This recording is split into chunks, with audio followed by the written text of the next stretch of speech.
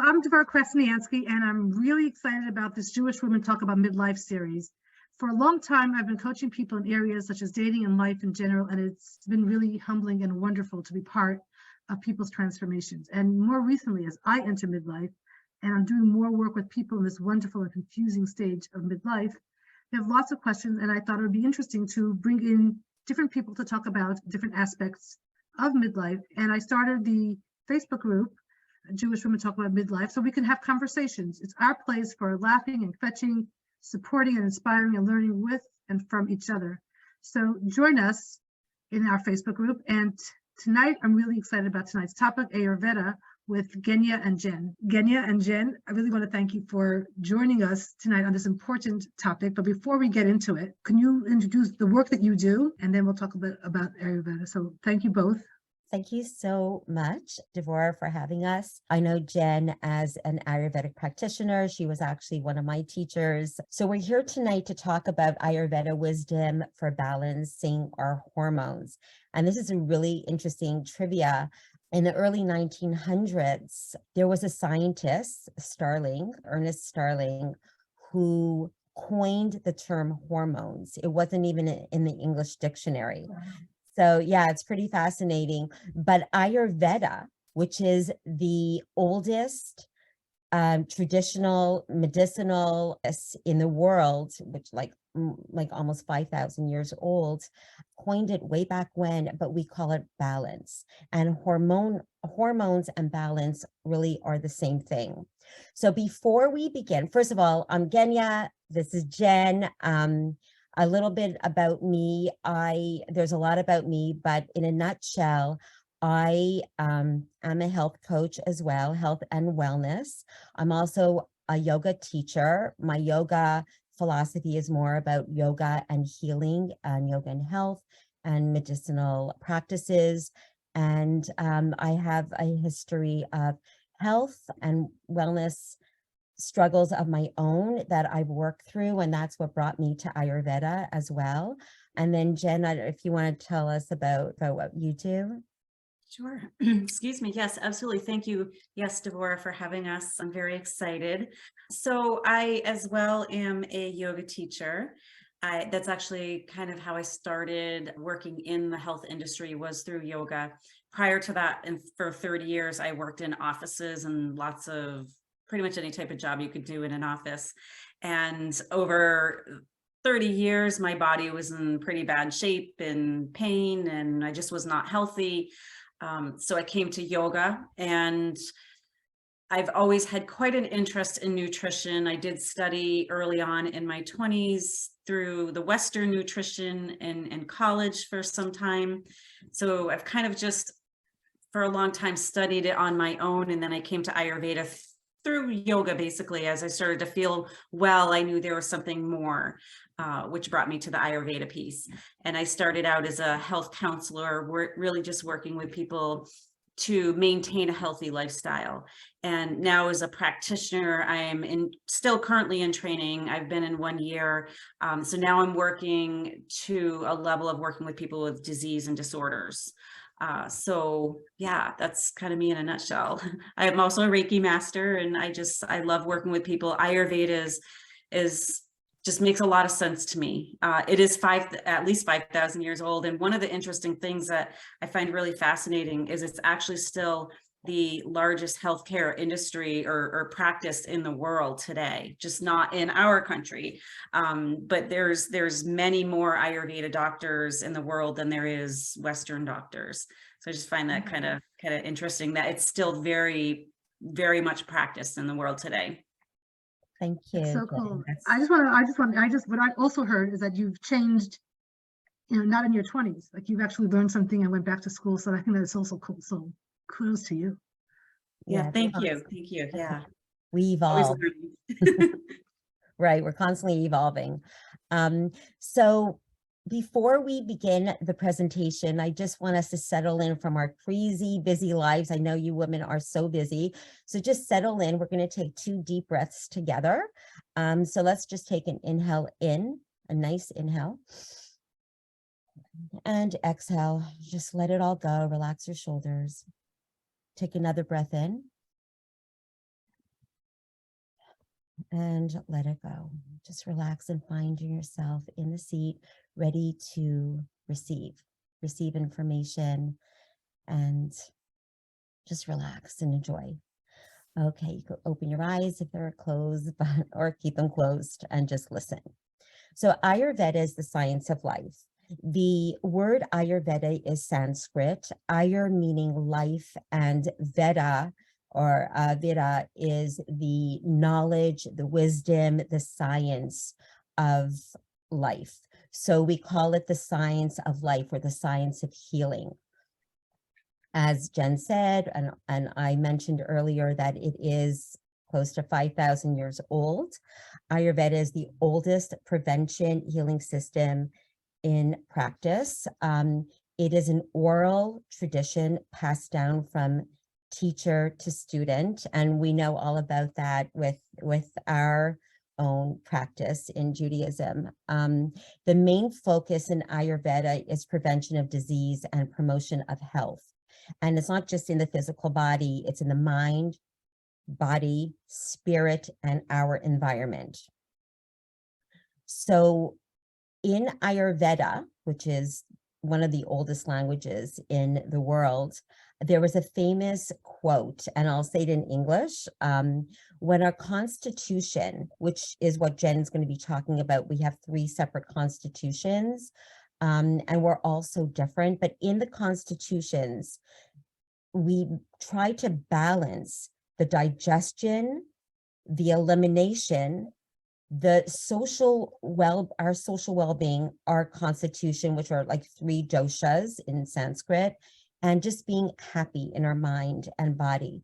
So that when that is in play, we're in balance. Our hormones are functioning. Our hormones are doing what they need to do throughout the body. But when our hormones are out of balance, when our body is just not in that homeostasis state, this is when disease, God forbid, comes in. It could start off with skin issues, whether it's eczema or psoriasis, or just skin like acne, depression, anxiety. This all stems from hormonal imbalance, or we call it just balance in Ayurveda. There are 5 elements in Ayurveda that Jenn is going to probably bring up, which is space, air, fire, water, and earth, which is all in nature, but it is connected to our body. So we're affected by nature, and we're all different. We might have more fire in our body or more space. And Jenn will talk about the different personalities and what makes us tick, what doesn't make us tick, because we have those different constitutions. So how does Ayurveda relate to hormonal health? It's all about the balance. Ayurveda is about balance, bringing our constitution into balance. Self-care is a big part of Ayurveda. So it encompasses nutrition, what we're eating, but not just what we're eating, but how we're digesting our food. So you could eat healthy food, but if your stomach is not functioning properly, then that food is just going to other places and it's not giving your body the nourishment that it needs. And that is what I love about Ayurveda, because it really focuses on our gut. And I always say, like, the gut is our first brain, because our gut really manifests into the rest of the body. Like when you have a good elimination, or your stomach is not bloated or gassy, we are different. We're happier. We feel lighter. We're more clear. And then there's thinking positively, which is a big part of Ayurveda. Exercise and movement, sleep, and relationships that you have in your home, your children, your spouse, your friends. That is a very big part of healing. And yeah, that's that. So that's the intro to Ayurveda. While Jenn speaks, I am going to be going into the chat room. I'm just going to be adding a little bit more information. So please check in the chat room. We'll also be answering Q&A at the end, and adding more information or answering more questions on your Facebook group page. And so let's continue with Jenn now. Thank you so much. Thank you, Excellent. Genia. Thank you. Great job. Thank you. All right, so yes, Ayurveda, there's so much to talk about with Ayurveda, and I did make a presentation to share on the screen so that you can look along with me. So let me start by just sharing that. So I will continue a little bit of an introduction to, or not so much introduction to Ayurveda, but a little bit more on the elements and the doshas that Genia has already mentioned. So this is just me. And so we'll move on to the doshas and the 5 elements. So as Genia mentioned, we are related to nature. We are nature. We're connected to nature, and the elements, honestly, it exists in everything that exists in the world, whether it's natural, man-made. So it's not just us, it's animals, it's our furniture, like literally everything that is around us in the universe is made up of these 5 elements, and they're just made up in different forms, in a sense, especially when we're looking at things like furniture and whatnot. Obviously that's very different than a human, but they do still have the same qualities.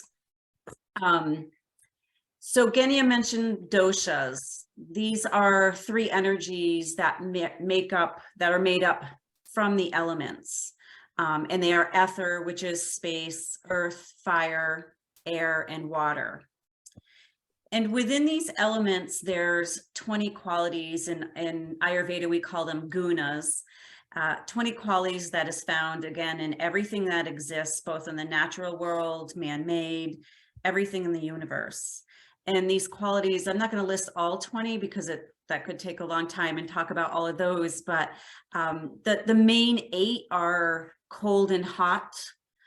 So when you look in nature, the hot is coming from the sun, the cold actually is all the other elements. So space, earth, air, water are all cold, and fire is hot.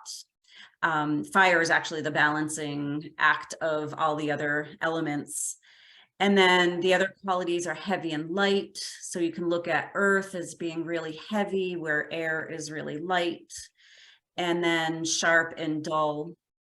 Fire being the sharp aspect of sharp, and then dull could be water and earth as well.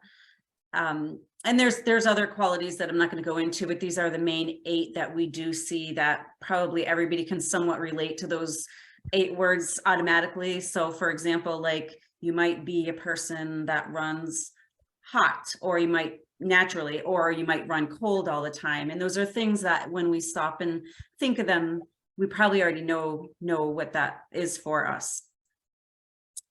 So moving on to go a little bit deeper. So each dosha is made up of 2 elements. So the first dosha is known as vata, and it is made up of ether and air.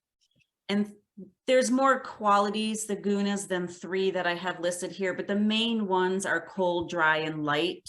These are the gunas that make up vata dosha from the ether and air. And then pitta is made up of fire and water.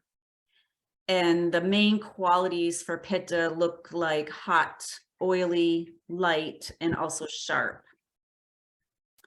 And then for kapha is made up of water and earth, which is cold. And actually it's kind of more of a cool aspect. It's a little bit in between the cold and hot scale. So cold or cool, also oily, but also heavy. And interestingly, so as I mentioned already, that fire is kind of the balance of all of the elements in nature. So that actually makes the pitta dosha as kind of the balancing act. That's what keeps the kapha and the vata doshas that exist within us balanced. It's a little bit more to it than that, but that is kind of the main concept. Vata dosha and kapha dosha are complete opposites. And within these doshas, we have all of them. Because we have all elements within our bodies, we have all 3 doshas as well. When we talk about the mind-body constitution, some people might just embody more vata qualities as opposed to kapha or pitta, or some people sometimes have a pretty balanced ratio of, say, vata and pitta. So they might really embody a lot of the vata and pitta qualities and not so much the kapha. And that's what really makes us all unique, is we're all unique beings with different life experiences, but different constitutions, even though we all embody the 3 doshas. So I want to talk a little bit deeper about the doshas in terms of what they do in the body, because they all have physical functions, biological functions in the body. Sometimes we get hung up on what dosha am I when we're thinking about our mind-body constitution, but it's also important to really understand that even though you might have a dominance in vata, you still have the other doshas and what they look like in your body. So the vata dosha governs all movement in the body.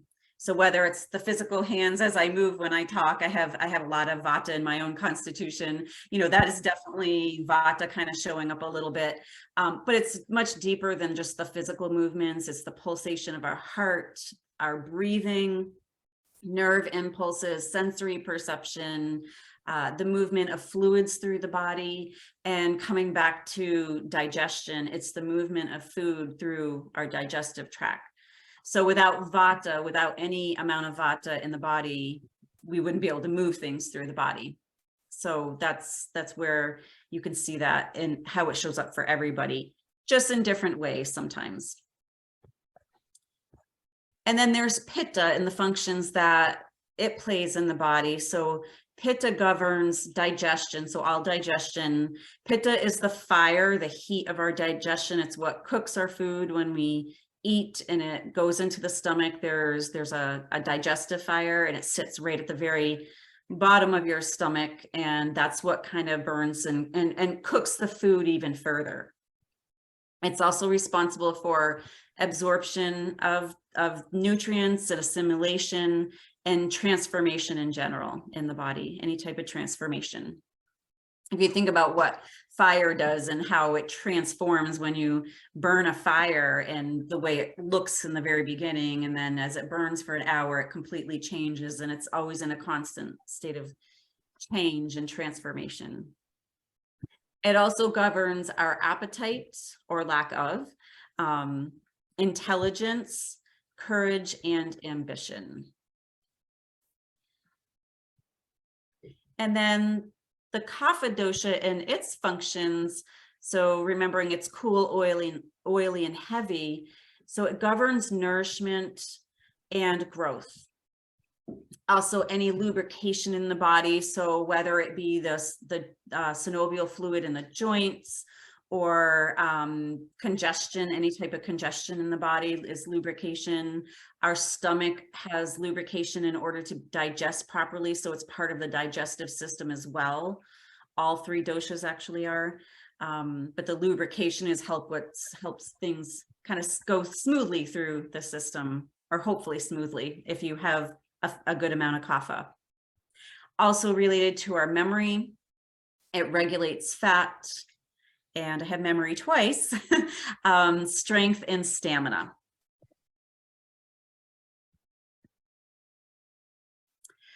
So kind of bringing all the doshas together, it's important to understand, Genia mentioned the constitution.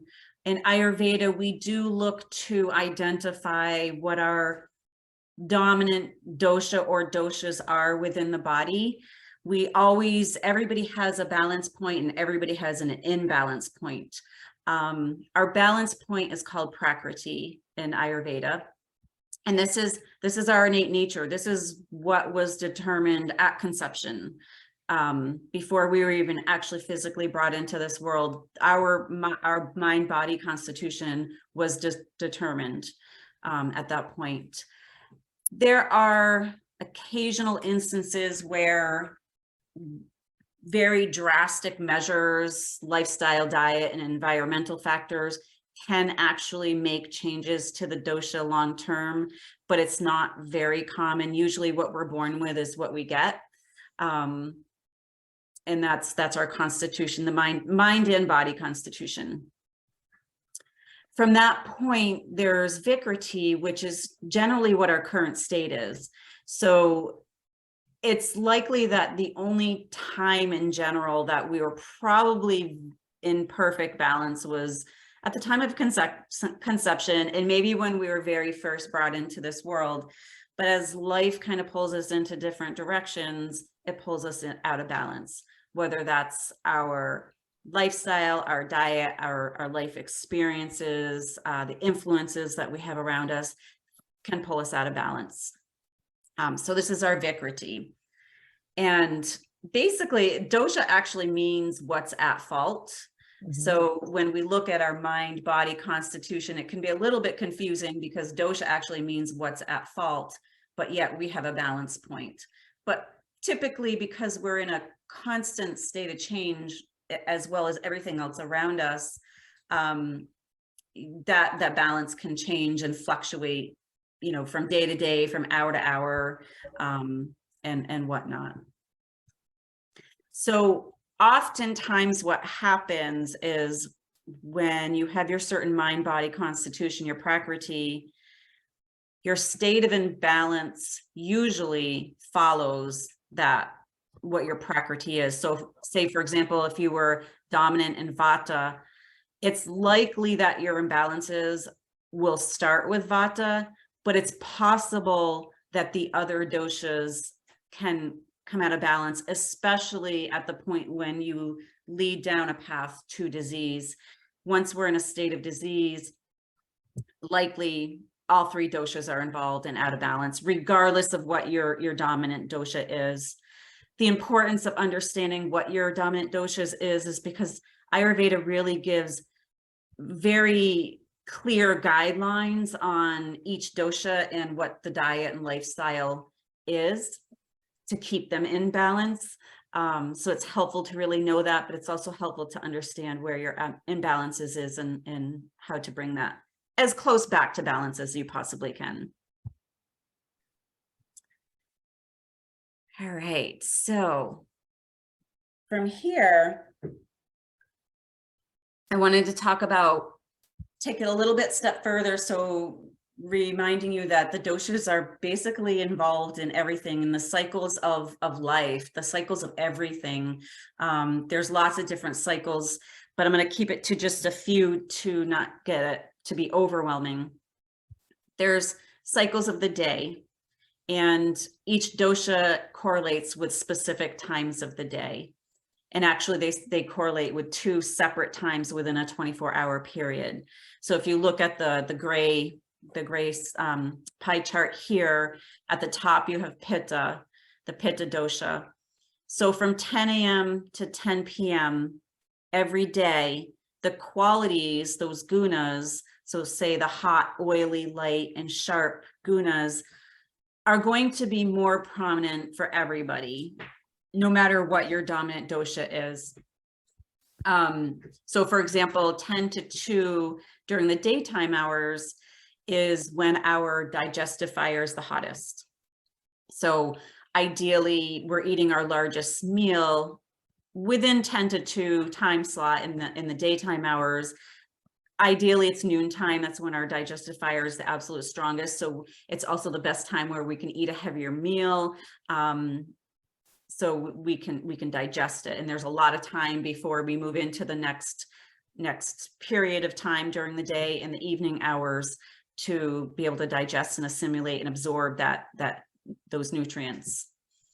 The 10 to 2 time slot in the evening hours, so 10 p.m. to 2 a.m.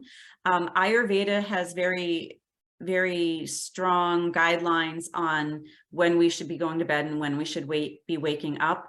And they very strongly recommend that people are in bed by 10 o'clock.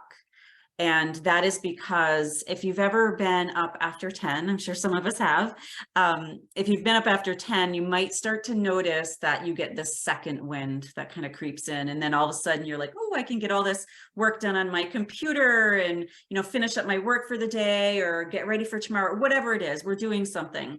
We're using that second wind energy that is ideally should be reserved for healing of the body, because pitta dosha is about transformation, and this energy that we get, the second wind energy at night, is really intended to be used for healing the body, especially the liver and the blood.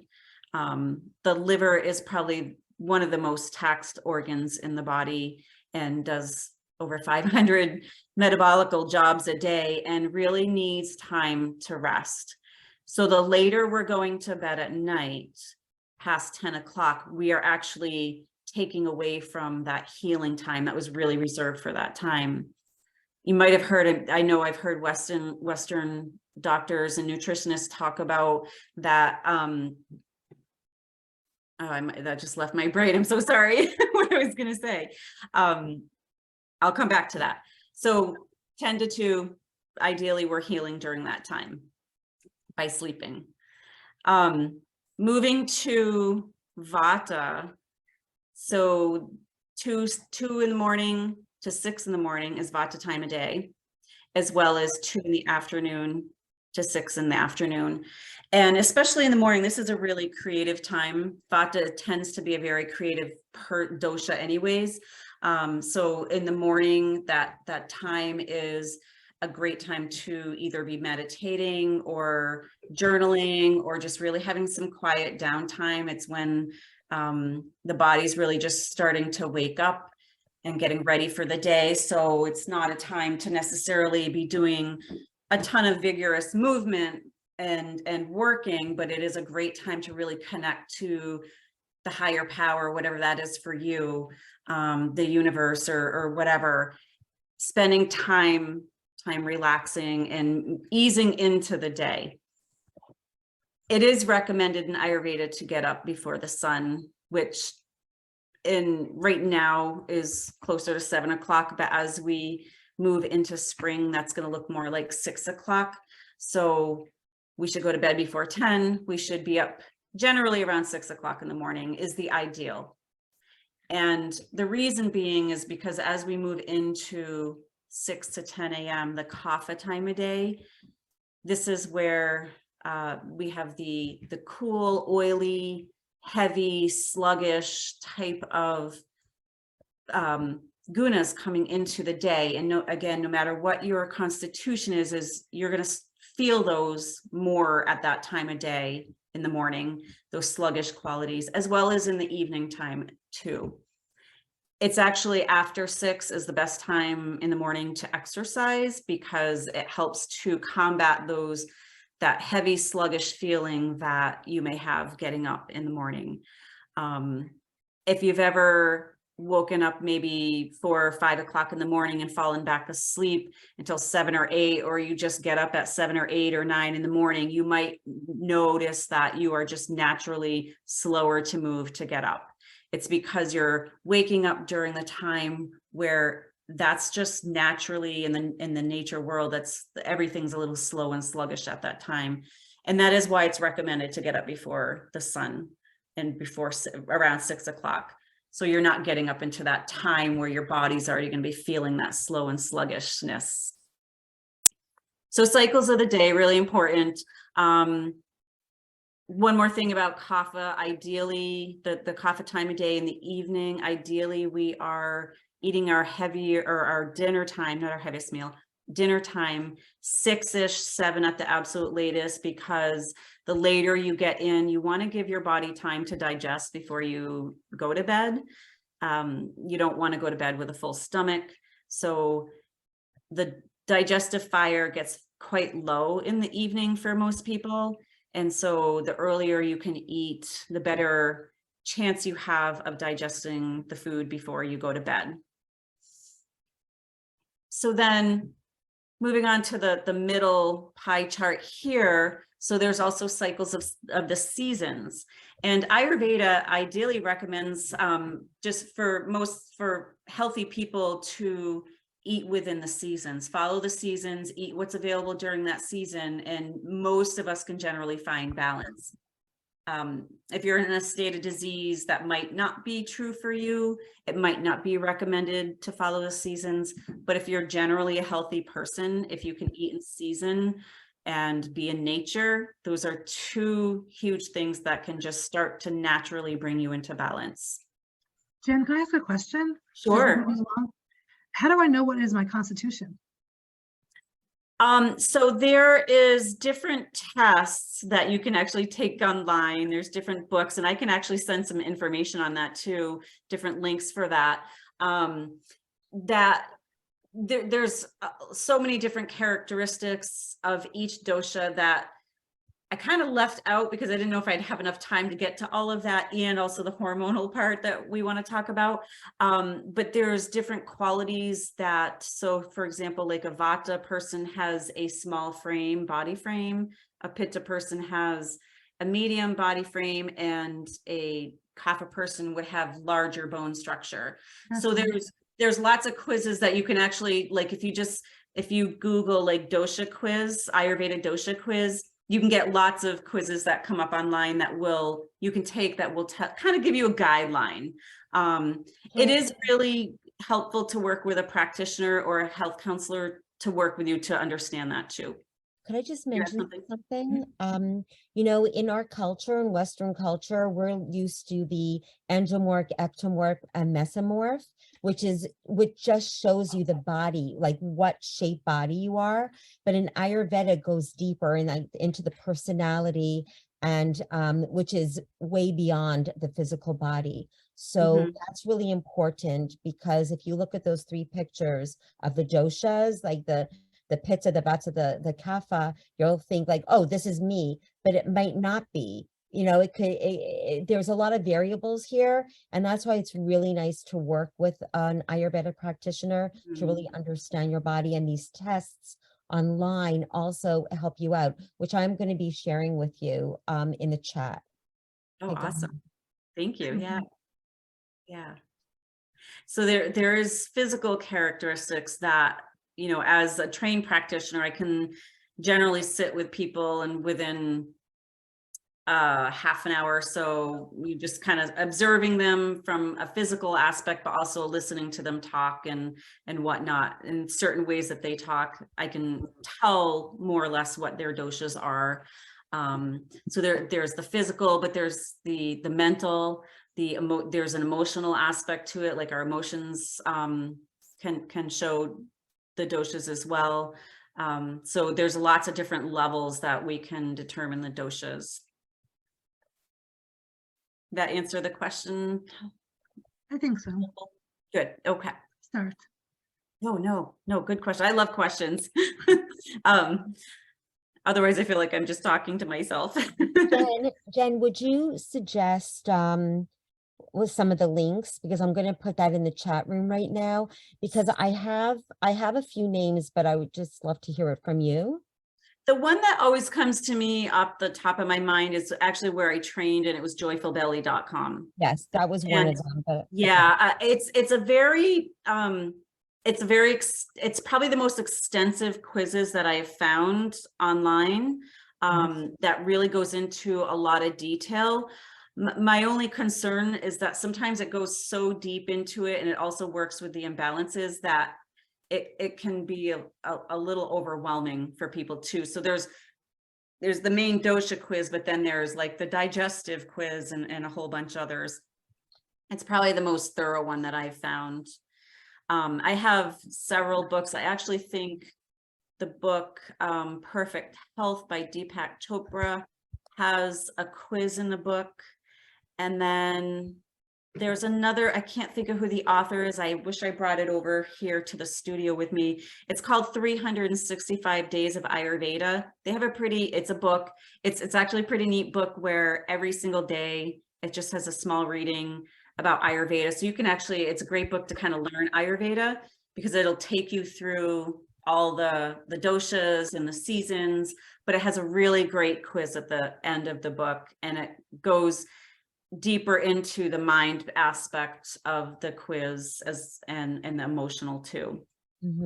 That would be a really good book that has that. Thank you.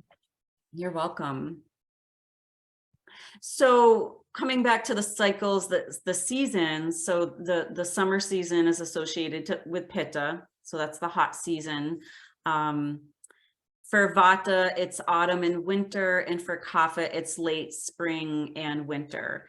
So we are kind of right now in the Northeast. I don't know if everybody on here is from the Northeast, but we are in almost a transition. So within about 3 weeks, it is the transition in the body to spring. So it's late winter and spring. So we're going into the kapha season pretty soon.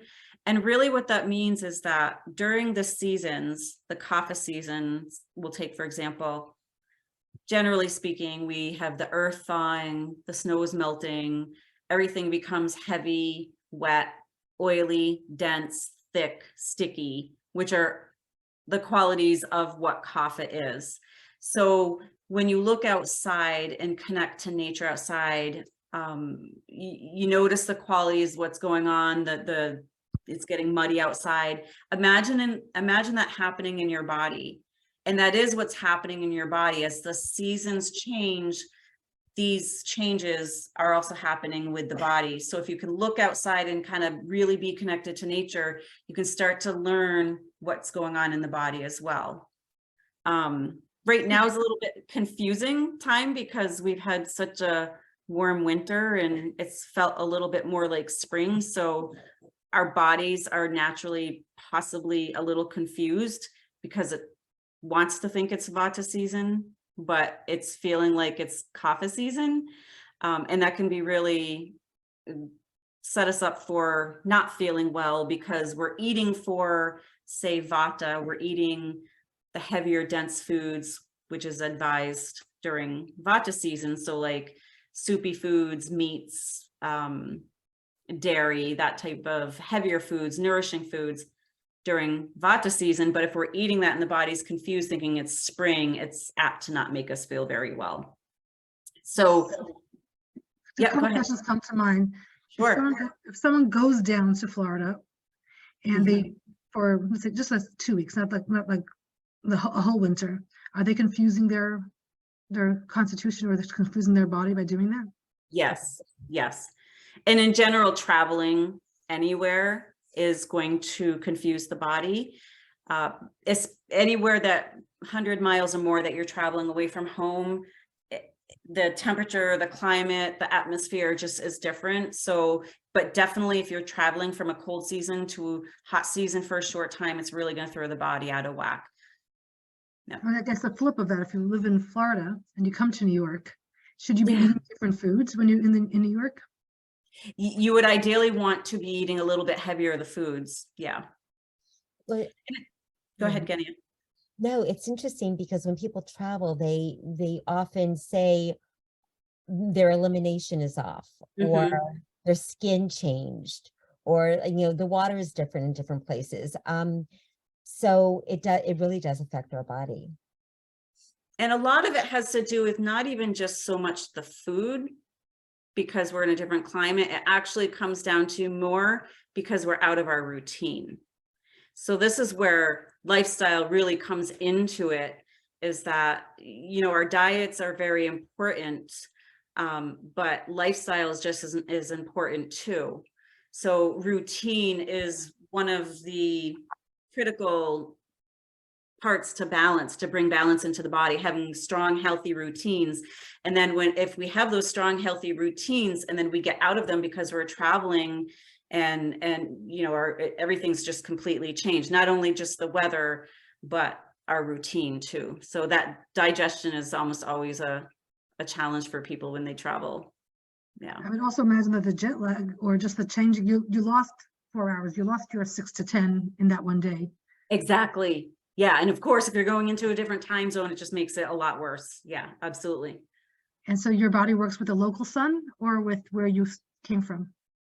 With what it's used to. So if you live in the Northeast, it understands, it knows what the body should be doing up in the Northeast. When you travel down to Florida and it's, hot and sunny, it's super confused. It doesn't know.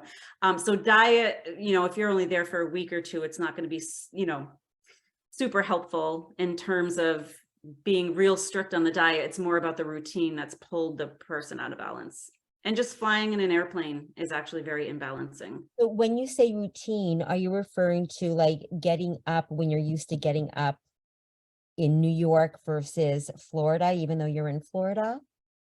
Like, Yeah, are you still kind of, partially. yeah, Yeah, so it's partially the times you get up and go to bed, which is, when you're on vacation, you're probably apt to stay up later mhm, and maybe sleep in. So yeah, definitely that part of it. Also, likely eating routines are off. So if you have, you're working and you have a pretty scheduled when you eat breakfast, lunch, dinner, when you go on vacation, it might just be a little bit more relaxed and you might eat more or eat less, or depending. So those are two big routines, the two major ones in Ayurveda that we talk about. But then there's the little things, like, say, for example, you have a routine of, you get up in the morning, you still probably brush your teeth when you go to Florida, but maybe you don't do things like, if you do tongue scraping or oil pulling, because you don't want to, you can't necessarily travel with all that stuff, bringing oil on a plane, like a bottle of oil. So there might be certain things in your regular routine that your body has become accustomed to that you're taking away because either there's just no space in the bag to pack it, and you don't want to take the same time to do your normal morning routine or your evening routine. So those are important routines as well, and we all have different ones. I'm sure we all brush our teeth, but there's, we have a different way that we get up and do things. so you mentioned tongue scraping and oil pulling. I have a feeling that most people don't know what that is. Okay. So tongue scraping, yeah, there are two Ayurveda important routines, especially as we age. So tongue scraping, our tongue tells a lot about what's going on in the body. So it's a great practice to start looking at your tongue, even if you don't understand what's going on, just to notice the tongue and what it does. When we sleep at night and our healing is happening from the sleep, it's moving into the digestive tract, and it's likely ama, which is toxins in the body, are moving out. It can show up on the tongue. And in the morning, especially, we want to scrape those toxins off. And there's a special little doodad. I should have brought one over. It's called a tongue scraper. You can just Google that, tongue scraper. Banyan Botanicals, Genia, I know, has those. And you literally just scrape your tongue. You're just scraping it from the back to the end, and you're spitting it out and rinsing. You don't ever swallow, because this is toxins that you're scraping. And then usually that's done before brushing the teeth. And then oil pulling is taking about 1 to 2 tablespoons of oil in your mouth. It can be just plain oil, like sesame oil, coconut oil, olive oil. Or they do have some that are herb infused as well, some of the Ayurveda herbs that are infused with the oils. And basically you put that in your mouth and you swish it around for anywhere from 2 to 20 minutes. The longer you swish it around, the more you're actually pulling toxins out of the mouth cavity, but also from the body, especially the longer you swish this around. And once you're done, you spit it out. Again, you never ever swallow it, because if you swallow, you've just pulled all these toxins out. And if you swallow it, it's going back into your stomach and into circulation, into the digestive tract. So always spitting that out is ideal. And I want to talk about sleep. Okay. So some of us at this age are getting different amounts of sleep than we used to, meaning less. Usually for most people, what I'm hearing is it's less sleep. So a couple questions. Is it normal? Is it okay we're getting less sleep? So it is actually somewhat normal, yes. And that's actually, I can skip to the next slide. We'll keep it in order. If you're going to cover it, then let's go with that. Oh yeah, because we will cover that for sure. Yeah. Okay. Good, great questions. Thank you. I just wanted to show the cycles, different cycles. The one of cycles of a menstruation, I'm not going to go into detail too much, but just showing that the 3 doshas exist in all cycles, even like the cycles of the moon. So briefly, we'll start with Vata, because Vata, if you're still menstruating, the first day that you start bleeding is first day 1 to 5 is Vata. Coming back to Vata is control of all movement in the body. So if you think of the movement of the blood, the flow of it, that's moving. It's the time where the blood's moving out and things are releasing. it's actually, I want to say about menstruation in our society gets kind of, we oftentimes are conditioned to not like our menstrual periods. But it's actually a really great time for women because it's an automatic cleanse. So as women, we are really fortunate to have a monthly cleanse without doing anything because our body's just going to naturally do it. And as we move into later stages of life and we are no longer menstruating, then it becomes much more critical to be mindful of diet and how we're treating the body, the self-care aspect, because we don't have that automated cleanse every month. So just a little plug for it's good to menstruate. I was thrilled when I learned that, it's like, well, that kind of makes sense. And men aren't fortunate like that. They don't have a cycle that they are eliminating toxins. Basically everything we did in the past 30 days or whatever your cycle is, when we start to menstruate, is all the bad stuff is releasing out. So it's actually a really good time. And that's day 1 to 5. And that's actually a time where we really should try to not have too much on our schedule as much as possible, eliminating, appointments, less appointments than usual, and really just taking self-care. Kind of Vata dosha is like a delicate flower. So when we're in that 1 to 5 day time of our menstruation, we kind of want to treat ourselves like a delicate flower. So taking some rest, not doing strenuous exercise, keeping our diets kind of light and easy to digest because our digestive fire and our appetite is all over the place. It's very erratic.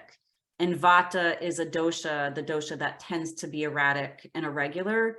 So if we can make it easy on ourselves by just having a light diet the first few days, really helpful.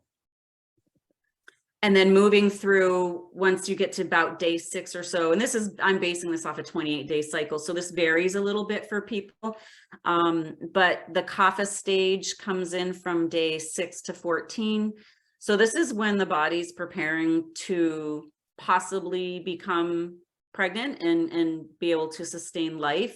So it's the building phase. So coming back to what it governs all growth and nourishment. So the body at this time is building and nourishing, preparing for what may happen. And then if pregnancy does not happen, then day 15 to 28 is the pitta time. And coming back to kind of the qualities of pitta being sharp and hot, this is oftentimes where we start to see like the mood fluctuations come in, the moodiness, the emotional outbreaks or bursts. Just we can feel it, the fluctuation. You might feel that you get hotter during this time, especially if you tend to be a colder constitution like kapha and vata. You might start to feel the heat rising. Anger can be a big part of this. Anger is heat. So this is kind of the time where those things start to be felt. It's also when our digestive fire in the cycle is strongest too. So we can eat a little bit heavier at this time and digest because digestion will be stronger. Okay, so we spoke a lot about menstruation, and so I mean, the age of what we're talking about are winding that down. So what does self-care look like that's different because we don't have the natural toxin cleansing? So what could we be doing different when we hit the menopause and well, we're not perimenopause, because it's not for some people it's less often, or for some people it's more often, right? And then especially afterwards when there is none at all. Can I answer that question in a minute? Because I'm going to go to the next slide, and I think I will answer that the next slide. Yeah. Okay, perfect. So now I'm going to move into the cycles of life, and this is where we kind of going to get into the hormones and how we're going to treat the body. So just real quickly, so we'll start at kapha because that's where life begins, and that's our kapha stage of life. No matter what your constitution is, this is when kapha shows up prominently. So 0 to puberty. There's two schools of thought in Ayurveda. So they say 0 to puberty or 25 years old. It's really about when the body is more or less fully developed. So it's probably closer to the 20-25 age. This is the time for growth and development, for learning and movement. And then we move in from about puberty or 25, I'm going to say 20 to 25, to menopause is our pitta time of life. And for men, that's actually between 5 and 10 years older than for women. So say, we'll just take, I believe the average age for menopause for women is 51 and a half. So you can say that men, it would be as they're entering or in pitta stage of life, it would be more up to possibly 61, 62, even 63 years of age, depending on the man. And this time is really there for building our wealth, building our families. And this is also the time that is so critical. I kind of go back and think, I wish I knew this when I was closer in my pitta years. I'm kind of just I'm kind of in a transition, and this is perfect timing for this conversation. But how we live our lives in our pitta stage of life is really what sets us up for a smooth or rough transition into menopause. There are ways to help alleviate, but basically, if you've had a really rough life, if you've lived a rough life, if you've burned the candles at both ends during this pitta stage of life, so if you're working a full-time job, raising a family, doing a lot of volunteer work, taking the kids here and there, never slowing down, always burning candles at both ends, the body can only sustain that for so long. And if we do it for too long, it's going to burn us out. And by the time we get to Vata stage of life, which is perimenopause into menopause, then it can make it a difficult transition. However, as you move into Vata stage of life, if your menstrual cycle was fairly normal, so fairly regular and fairly uneventful, so you didn't have a huge, so that would look like you don't have a lot of symptoms, then the transition to menopause should be a little smoother if you've had that regularity. So then the Vata stage of life is kind of menopause, the perimenopause into menopause, your senior years. And this is when we become lighter in our mind, in our body, closer to spirit. It's also the time when our body starts to dry out. It's just the natural process of aging. And this is the time where we need to really have more rest, relaxation, and rejuvenation for the body. And I'm going to move into how to do that. And I'm going to show you by dosha too, because we are all different and because of our constitutions, we might resonate with one dosha more than the other in terms of what symptoms that we might be feeling in perimenopause and menopause. And so there's different ways to help bring those into balance. And some of them might resonate, or, all doshas might resonate with you, which is very possible. But I think it's important to say that menopause is not a disease. And I feel like, and I've learned in my Ayurveda training that our Western medicine kind of treats it as a disease. It's the natural cessation of our cycle, of our menstrual cycle. We can no longer procreate. So it's not a disease. It's something that's going to happen to us, all women, no matter what. But so there's not a cure for it, but we can manage symptoms. And as I mentioned before, how we kind of live our life in pitta stage of life will dictate somewhat how menopause will go for a person.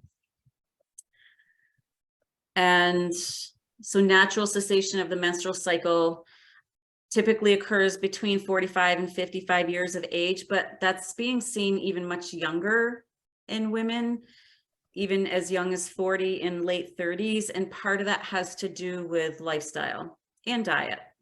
So coming back to that rough lifestyle and diet, if you burn too much too early, it could induce an early onset of perimenopause and menopausal symptoms.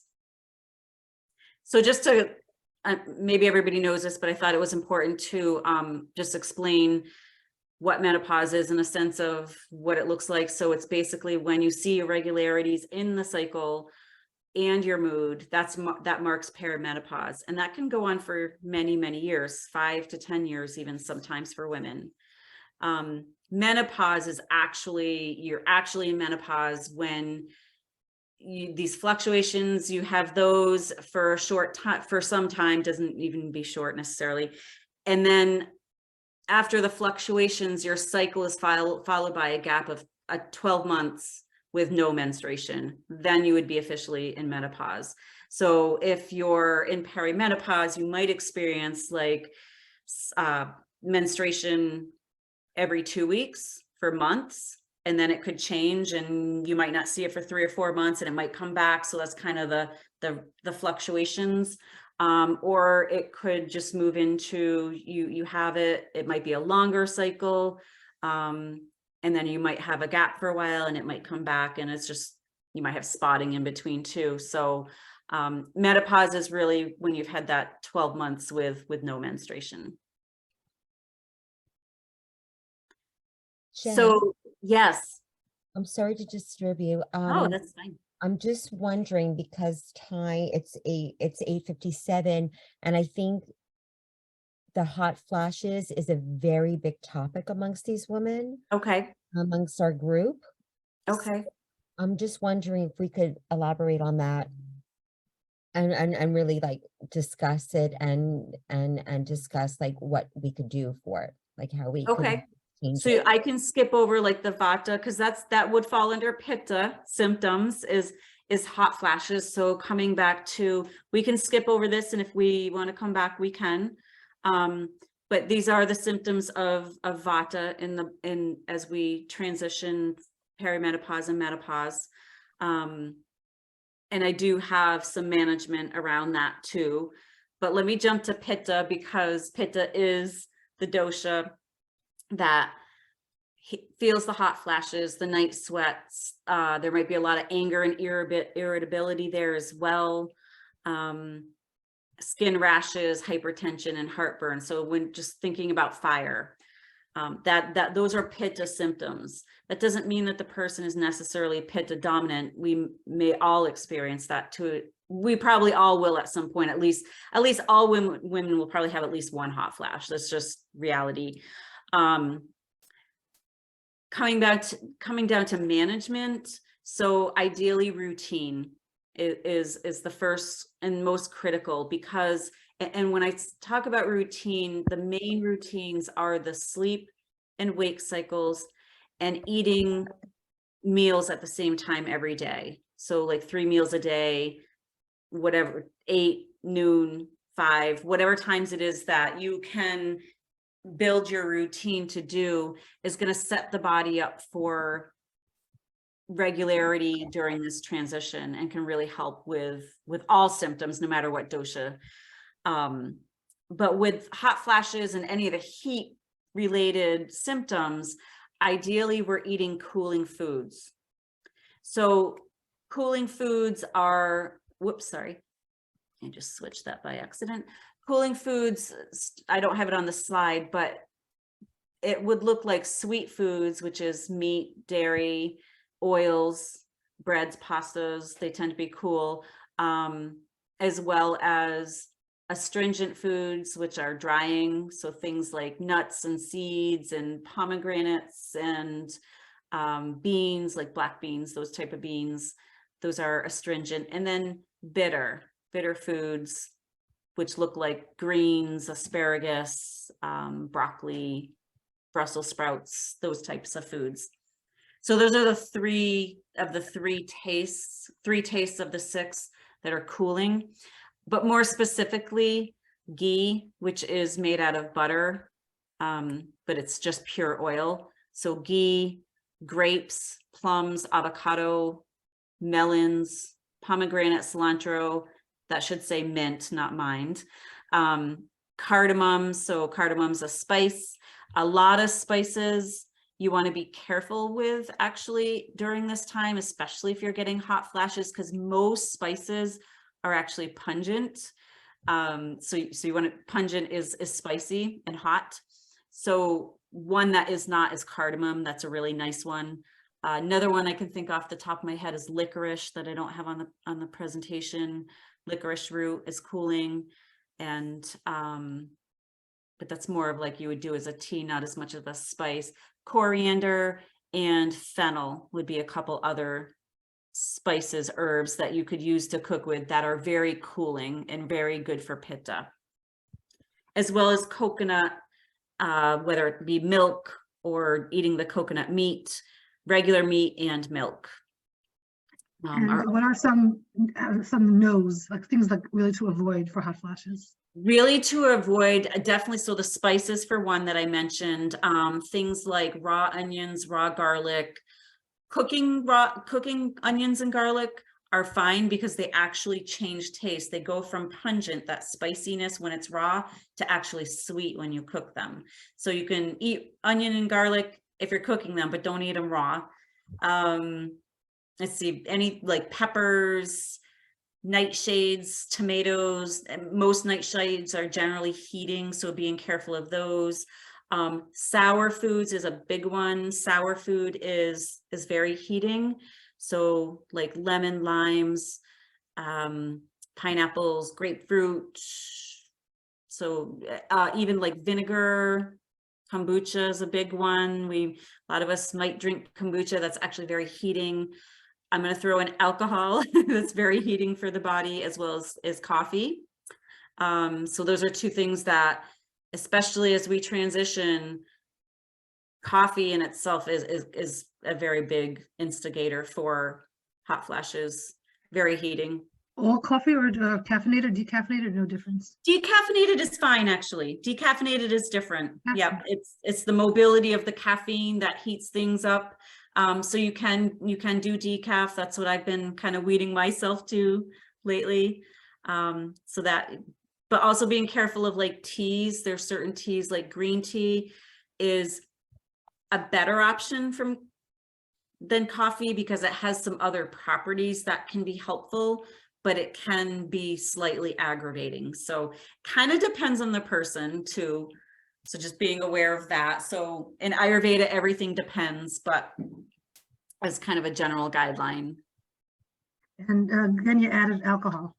Alcohol, yes. Alcohol is very heating. And it burns healthy tissue very quickly. And as we move into this stage of life, we want to keep as much healthy tissue as we can. We don't want to burn it. So, I mean, everything in moderation. It's not to say never have a glass of wine, but, you know, being very mindful that you're not drinking too often during the week or too many drinks in one night, because that's going to be very heating. Especially if you got the night sweats too. If you're drinking as you're in this transition, it's going to make night sweats 10 times worse if you're drinking alcohol. Okay. So, Jenn, yeah. I know there's so much to learn in Ayurveda, and I think that for everyone to really dig deep into what their dosha, their constitution is really awesome. Or even if they connect with you or myself or another Ayurvedic practitioner, or just reading information on this amazing healing lifestyle would be so beneficial. I'm just wondering, because of the time, you know, it's 9:05. I don't know how you feel, Devora, about moving forward because of the time. Jenn, what are your thoughts? Yeah, I'm good with I'm in. I'm learning so much, so I'm in. Oh, you're in? Okay. So please excuse me. I'll be right back. So continue. You want me to continue? Yes, please continue. Okay. How did you feel about the food that we covered? Did you have more? I think that's a lot. I have to make myself a list and a whole new menu. One other thing I want to mention with food is salt. Salt is heating as well. So just that's the one other food taste that just being careful of. Okay. Yeah. Let's talk some more about moon bathing. I'm intrigued by the moon bathing. Yes. So moon bathing is wonderful. It's actually very much like sunbathing, except for we do it in the moon. And we wouldn't necessarily do it this time of year, but especially as we move into the warmer months, and Pitta is going to naturally be rising as we move into the warmer months, especially into the summer. So moon bathing, you would go outside in the evening, usually 3 days before the full moon, up to 3 days after the full moon. And you would take like a white sheet out with you and lay on the sheet, just like you're sunbathing. Expose as much skin as you feel comfortable doing. You can even get naked. and that cool moon the moon has a very cool, calming energy, which is really wonderful for Pitta, for the cooling part, but also the calming. Pitta tends to be very is the dosha of burning the candle at both ends, so they're always going. So being able to slow down and calm is a big part of the heat factor too. So if we're always pushing to do and move and get things done, that's building heat too. So the moon bathing can really just bring that really cool, calming energy. Question on that. So we Yeah. mentioned like 6 days a month or so. Is that going to help for the whole month, or just for those 6 days? It's a bonus. It'll help for the whole month. Doesn't matter where you are in your cycle. Yeah. It would definitely help, especially if you're experiencing hot flashes and night sweats and the Pitta symptoms and the transition. It doesn't matter what time of month it is. Yeah, just around the full moon. You could technically do it in the new moon too. Okay, Yeah. cool. And go barefoot with feet on the earth or grass. Yeah. So the earth is cooling and grounding, and especially that cooling aspect, just by touching your feet to the earth is going to bring that cooling energy into the body. The soft grass. So, and also water's a big part for the Pitta symptoms. Just being in nature in general is balancing. If we can be in nature every single day, even if it's just for 5 or 10 minutes, that can make a big difference in bringing balance to the body. Especially if you can be around water, because water is very cooling as well. It's got that calming factor. So if you can be around water or even step in water, that would be helpful. So water, are we talking about natural water, or can it be a bucket of water? We're talking about It can be either. Brooklyn. Yep. We're It talking can about be Brooklyn. just a bucket of water. Yep. Doesn't have to be anything fancy. And Yeah. also with the earth and grass, can it be like a bucket of sand or a bucket of grass, or is it really the grounding is the piece of that? It's really, you'd really want the ground. You really want the earth. It could be helpful, but I don't know. I think you really want the earth. Yeah. Trade-offs of living in Brooklyn. Yeah. Well, you could go out on the sidewalk, even still just touching the feet. I don't know if you'd want to do that in Brooklyn, but So really, it's the concrete is almost as good as natural grass, and it can help. Yeah, it's better than nothing. I'll so say that. our wood floors are better than our carpets. Yeah, well, they have an earth quality to them, so they can be. Yeah, Interesting. but ideally, we're outside. Would be the best. And walking barefoot. I think that I'm not unmuted. No, Sorry. you're good. We hear No, you. you're good. You're Oh, good. you do? Okay, wonderful.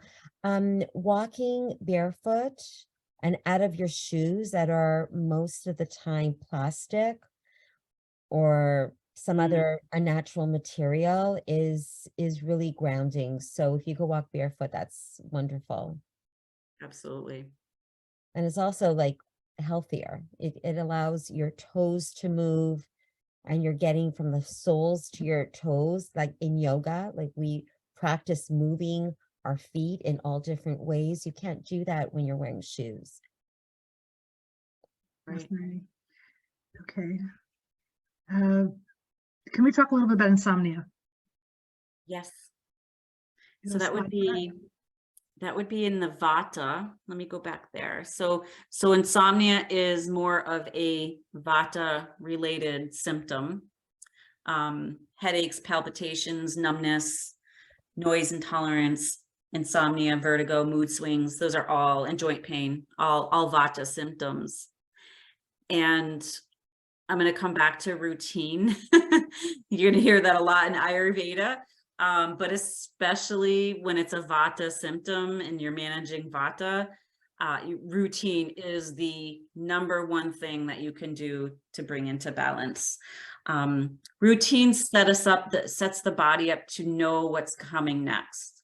Even if it's just your sleep and wake cycles and your eating cycles, the body knows to expect something.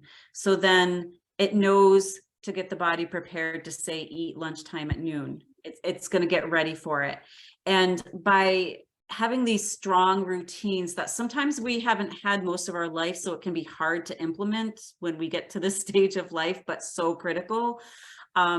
It sets us up to be able to manage life and life stresses easier, and it's going to allow us to rest. So routine is the number one for all of the symptoms for Vata, but including insomnia. So when we're talking about routine, there's like a whole day, there's a whole 14, 15 hours of awake or whatever. Where should we be starting our routine specifically for insomnia?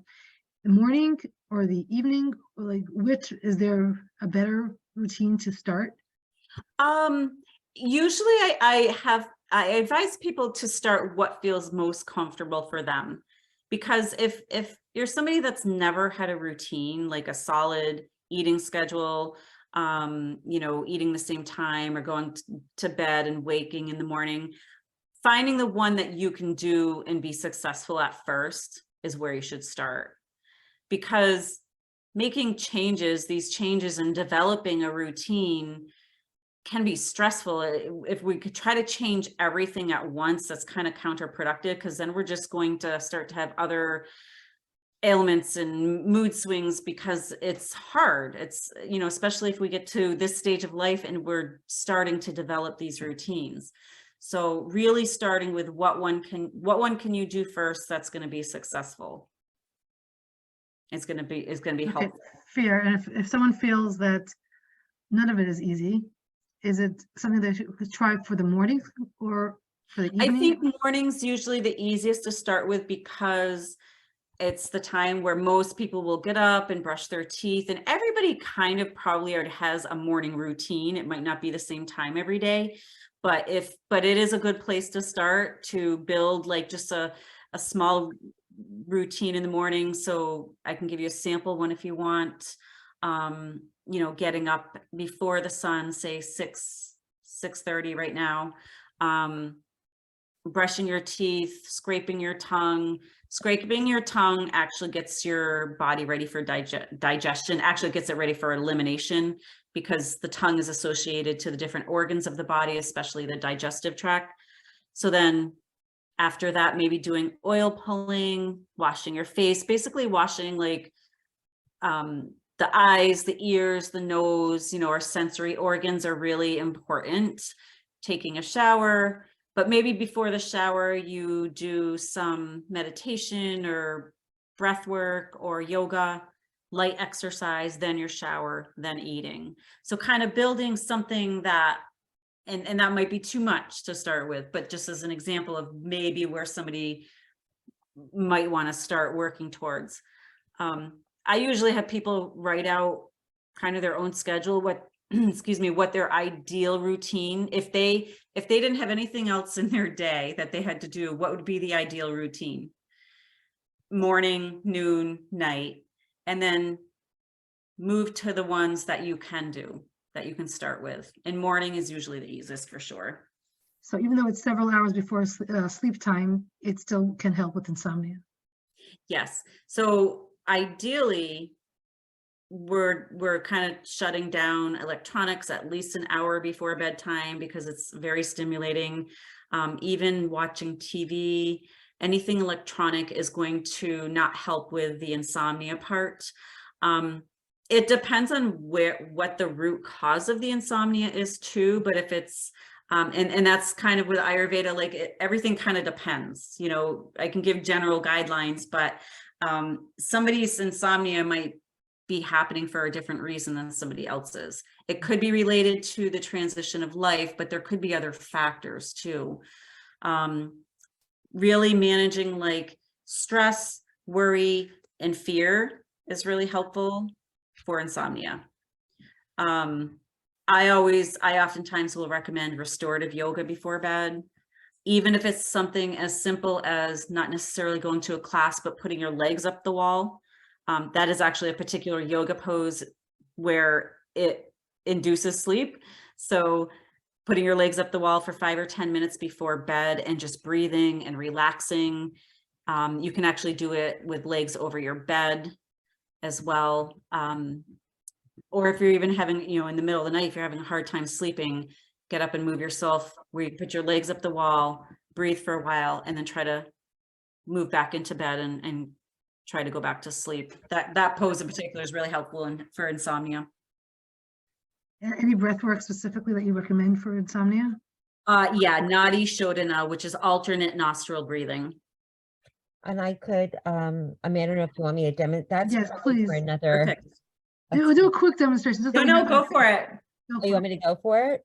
Well, there's different ways people hold their fingers, but the left hand is on your leg, and then you take your 2 middle fingers, like your pointer and middle fingers, you place it in the center of your palm. Your thumb is over that. Your thumb is placed on one nostril. The other fingers are placed on the other nostril. So you're going to be alternating nostrils, and you press into the right nostril. You inhale with the left nostril. Then you close the left nostril and you'll exhale on the right nostril. Then you'll inhale on the right nostril and you'll exhale on the left nostril. How many? Inhale, What's the repetitions? exhale. So it's inhale, close, exhale, close, exhale, inhale from the same side, close, inhale. So it's a practice that I really have to show you. Like it's Okay, so we get the gist, but I think but we I should. do want to tell you that when you do breathe, your eyes are closed, very gently closed. You're thinking of the breath, where you want the breath to go. Like if there's a certain area in your body that you want to work on, let's say it's a headache, you want to bring that breath, like visualize that breath entering that area of your body. Let's say it's the head. And then you breathe for 4 seconds in, 4 seconds out. So you want this just like a very, very melodious breath, like a balanced breath. Some people like to exhale for longer because they have so much to let go of. But for the general, it's like 2 breaths in, 4 seconds in, 4 seconds out, and it's repeated. And you could do this for 5, 10 times on each side. And I practice like alternate nostril breathing. There's so many different ways to breathe for different purposes, but alternate nostril breathing brings oxygen to the brain. I love it as a morning practice, and it just clears your sinuses, just clears you up. This is a great practice for people who have congestion, like through, or allergies. It's wonderful, but that's like another webinar. Yeah, it seems like, I mean, it was for me who just, didn't get it right away, but that's. Yeah, no, it's One other quick thing about it is that the left side of our nostril relates to the moon, which is cooling energy, and the right side is related to the sun. So the action of the alternate nostril breathing is actually balancing the left and right side of our body, the sun and moon side of the body. So it's bringing the heat and the cool of the body into balance. Yeah. This is so fascinating. There's so It much is here. fascinating because we are this whole world is yin and yang. We are yin and yang. This is yin, this is yang, so when you learn about and yin and yang is the balance of life. Have you seen the emblem, the white and the black? That's the world. That's our body.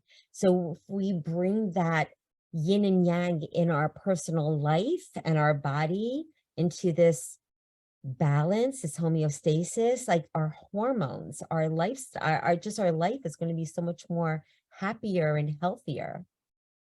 Amen. Amen. Amen.